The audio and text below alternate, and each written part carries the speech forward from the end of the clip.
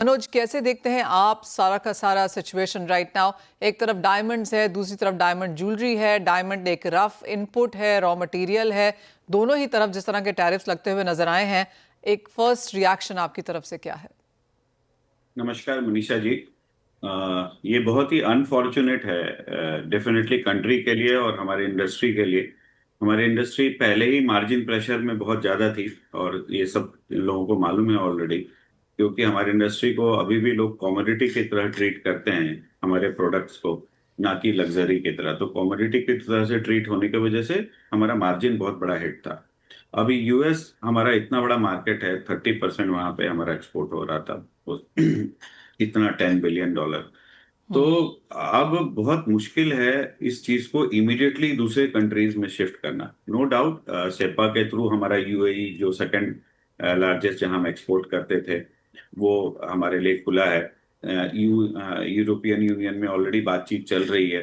सो वो भी हमारे लिए मार्केट अच्छा है। एशिया में भी हांगकांग में री एक्सपोर्ट वहां से हम कर सकते हैं।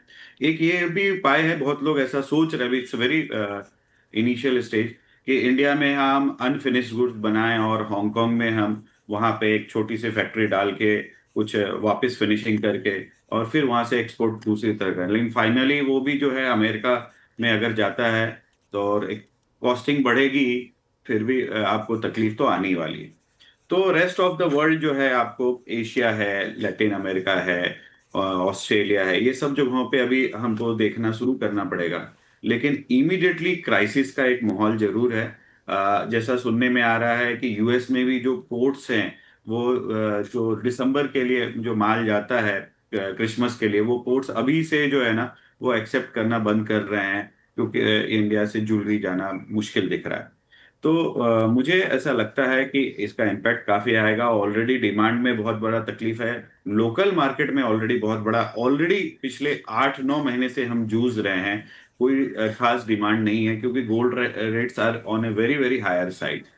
तो इन सब चीजों का सॉल्यूशन डेफिनेटली बायलैटरल टॉक बहुत जरूरी है, बहुत इमीडिएट बेसिस पे करना पड़ेगा, क्योंकि एक बहुत बड़ा चंक है। और इसका सॉल्यूशन जो फिलहाल यही है कि लोग री एक्सपोर्ट लेवल देख रहे हैं, खासकर हांगकांग से, और उसका इमीडिएटली कोई फैक्ट्री सेटअप होता नहीं है।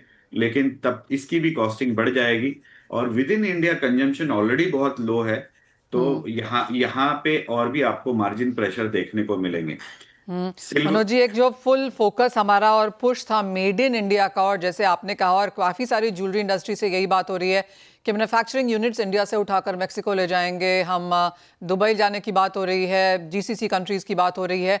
तो वो मेक इन इंडिया थोड़ा सा आपको लगता है लैग बिहाइंड करेगा इस वजह से, 50% टैरिफ की वजह से? डेफिनेटली लैग बिहाइंड करेगा, लेकिन लोग अब उसको मैनिपुलेट करने की कोशिश करेंगे। लेकिन जिन्होंने पिछले कुछ सालों में मैनिपुलेट किया है, जैसे यूएस को इतने सारे, ये भी मैं डिस्क्लेमर देना चाहूंगा कि यूएस में बहुत सारे लोगों ने जो यहाँ से सिंगापुर से या दुबई से एक्सपोर्ट किया है, यहाँ से दुबई कर दिया, दुबई से यूएस किया है।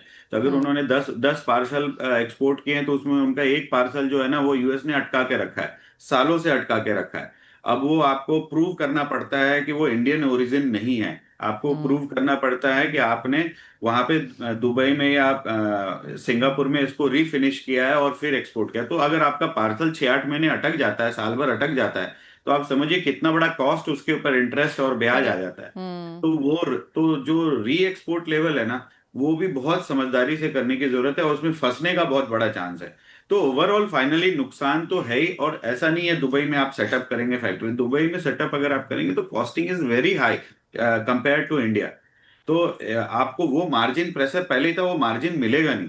तो ओवरऑल इंडिया को तकलीफ आनी ही वाली है इसका, और बायलैटरल टॉक ही इसका सही रास्ता है। हाँ, लेकिन ये बात जरूर है, जैसे यूएस में इस तरह के कांड जब से हो रहे हैं, तो अब जैसे लोगों का शिफ्ट जो है डॉलर से गोल्ड पे आ रहा है एग्जाम्पल, तो एब्सोल्युटली। लोगों का इन्वेस्टमेंट, इसी तरीके से जब यूएस की इस तरह के रवैये हैं, तो गवर्नमेंट को प्लस हमारी इंडस्ट्री को सभी को एक नया ऑप्शंस जो है ना दूसरे कंट्रीज को अभी से देखना पड़ेगा, कि डाउन द लाइन आगे 2 साल 3 साल 4 साल 5 साल में फिर ऐसी क्राइसिस आए तो हम तकलीफ में ना आए, हम पूरा यूएस एब्सोल्युटली। डिपेंडेंट ना रहे। एफटीएज और बायलैटरल एग्रीमेंट्स बाकी कंट्री के साथ भी यहाँ पर करने की जरूरत है। मनोज जी, एक फाइनल सवाल, इन सब के चलते क्या डोमेस्टिक कंज्यूमर की तरफ अब ध्यान ज्यादा बढ़ेगा? क्योंकि माना ये जा रहा है, इंडस्ट्री ऐसा कह रही है कि ये वाला क्रिसमस न्यू ईयर सीजन तो शायद यूएस के लिहाज से तो गया, तो क्या इंडियन मार्केट्स के लिए घरेलू की तरफ यहाँ पर ज्यादा ध्यान देखने को मिलेगा?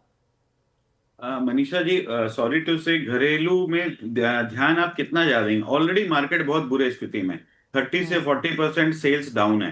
तो यहाँ पे आप कितना भी ध्यान, जब तक कि गोल्ड रेट थोड़ा नीचे नहीं आता है तो मार्केट में एक चहल पहल अच्छी नहीं दिखेगी। और मुझे ऐसा पर्सनल बेसिस पे लगता है, जिसका कोई इंडिकेशन नहीं है, जिस तरह से ट्रम्प चढ़ते हैं उसी तरह से नीचे भी आते हैं, क्योंकि उनको भी इम्पैक्ट आएगा आगे क्रिसमस सीजन के लिए। तो मुझे लगता है बायोलैटरल टॉक या कुछ से उम्मीद है मुझे अभी भी थोड़ी, कि अगले 10-15 दिन 20 दिन में इसका कुछ ना कुछ सॉल्यूशन निकलेगा। अगर सॉल्यूशन नहीं निकला तो दूसरा, फिलहाल नो सॉल्यूशन, कोई प्रॉब्लम का सॉल्यूशन नहीं है इंडियन इंडस्ट्री को, इसको जो है ना, ये बड़ा डेंट देखने को मिलेगा। ओह वेल, एब्सोल्युटली का नंबर्स वहाँ पर काफ़ी स्ट्रॉन्ग नज़र नहीं आते हैं। बहुत शुक्रिया Manoj ji. Well you know Manoj ji, actually मैं अपने एक यूएस के फ्रेंड से कल यहाँ पर मिल रही थी और वो मुझे कह रहे थे कि वो यहाँ पर क्योंकि हैं और इंडिया की ज्वेलरी शायद वहाँ पर बहुत जल्दी देखने को नहीं मिलेगी, तो वो यहाँ से शायद पहन वहन के लेके जाएंगे ज्वेलरी। बिकॉज आपको याद है जब हम इंडियंस दुबई जाते थे तो गोल्ड पहन के आते थे। I think American. लेकिन मनीषा जी, ये सब चीजें बहुत छोटी छोटी हैं, बहुत एक्सपोर्ट का छोटी, हाँ, नंबर ये बहुत बड़ा है, करेक्ट।